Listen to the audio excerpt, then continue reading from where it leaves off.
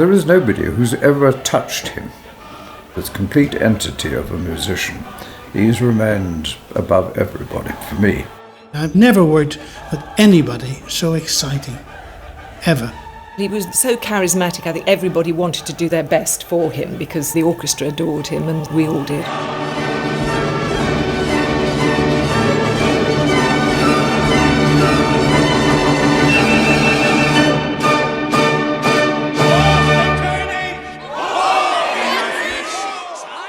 It was when Deutsche Grammophon issued this first ever official recording of Carlos Kleiber in 1973 that suddenly he leapt to world fame, and very soon he became one of the most immensely sought after of all conductors.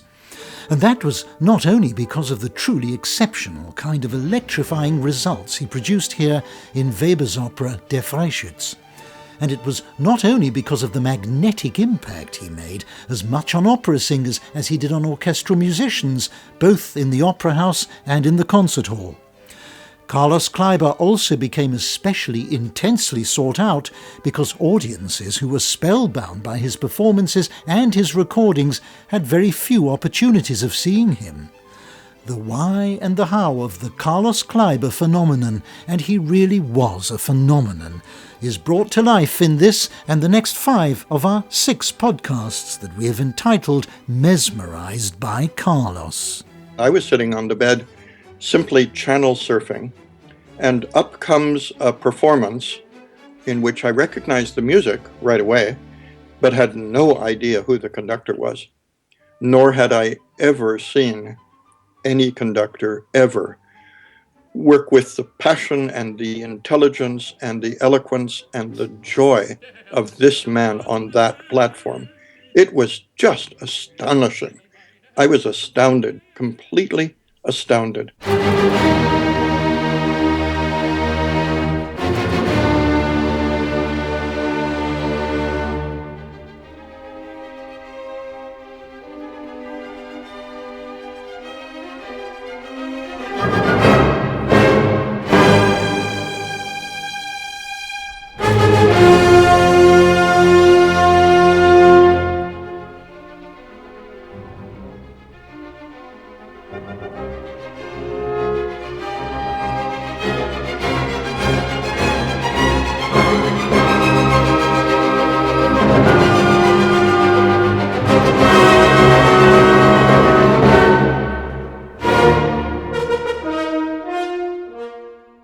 Charles Barber, who was speaking before, is one of many conductors who have been so powerfully affected by Carlos Kleiber.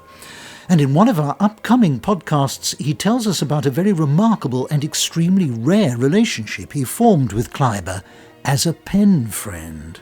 From the beginning, there was a great deal of humor in the relationship. Many, many jokes, long stories, funny names, idiotic nicknames that we assigned one another over the time. He would ludicrously, in some letters, but making a point at the same time, address me as Maestro.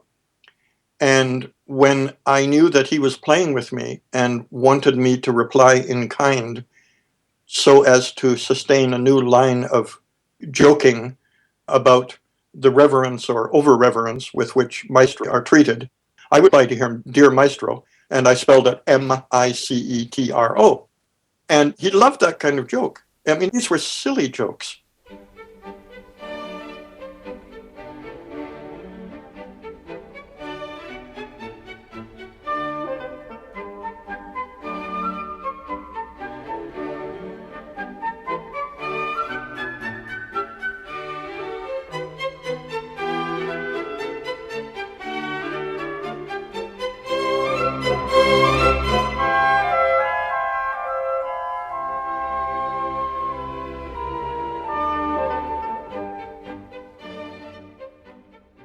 Only a very small handful of people really got to know Carlos Kleiber.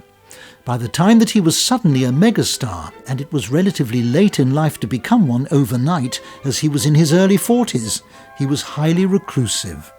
He wouldn't give interviews, and he had decided only to conduct a very few performances and make very few recordings.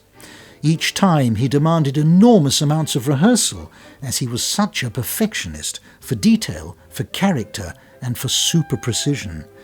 But he was even more than an extraordinary talent. Carlos Kleiber mesmerized musicians. As soon as we started playing, I thought, God, this is something else. I've never seen anyone explain with gestures what he wants. And when he talks, there isn't one syllable which is out of place. It bewitched me, really. My memories of him, with the text and gestures and everything really resembling what was said on stage, is an image that stays with me forever.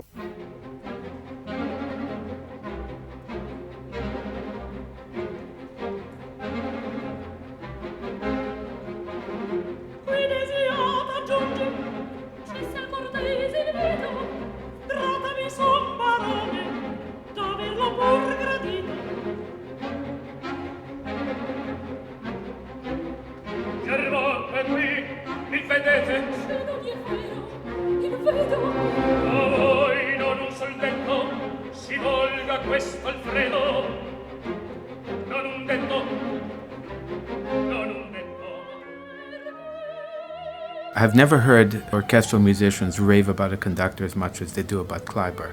It's extraordinary.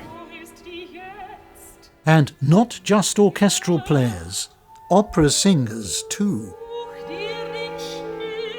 For the singers, it was absolutely wonderful, and he had a brilliant way of talking to the orchestra or to us and telling us with wonderful imagery how to do things.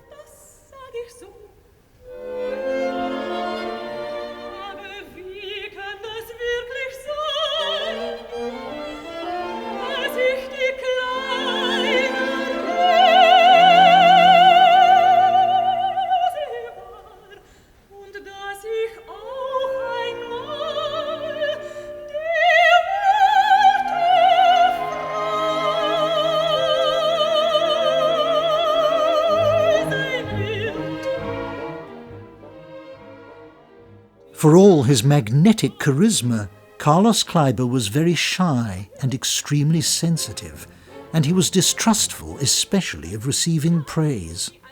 There were just a very few people he felt comfortable with, and they were overjoyed when he wrote to them, letters that could be as crazily zany as they were deeply searching. Dame Felicity Lott reads some that she received from him in an upcoming podcast, and there'll also be some personal memories from myself later on in this series, because I am one of the tremendously fortunate people to have been mesmerized by Carlos Kleiber.